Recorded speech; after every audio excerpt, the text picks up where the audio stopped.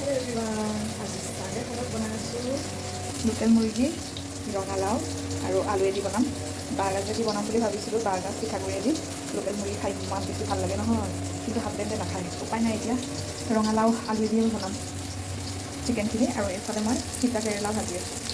ডাঙৰকৈ তিতা কেৰেলা কাটি লৈ ভাজি আছোঁ। কাটি লৈ নিমখত তিয়াই ৰাখিছিলোঁ, তেতিয়া তিতাটো কম হয়। এনেদৰে ভাজি খাম, মজা লাগিব। ৰঙালাওটো যিহেতু কুমলীয়া আছিল সেইকাৰণে বাকলিৰ লগতে এনেদৰে দিছোঁ। এনেদৰে বাকলিৰ লগত দি খাই বৰ ভাল লাগে কুমলীয়া ৰঙালাও।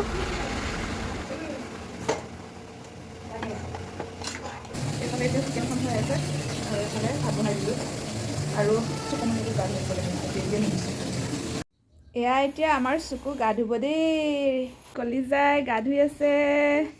দিয়া ভৰিখন। তাইক এতিয়া গা ধুৱাই গাখীৰ খুৱাই দিয়াৰ পিছত ধুনীয়াকৈ টোপনি গ'ল। তো আজিৰ ছানডেৰ ভাত সাজ এনেদৰে বনাই খাই দিলোঁ আৰু আপোনালোকে কি দি খালে আজি জনাব দেই কমেণ্ট কৰি। বাই।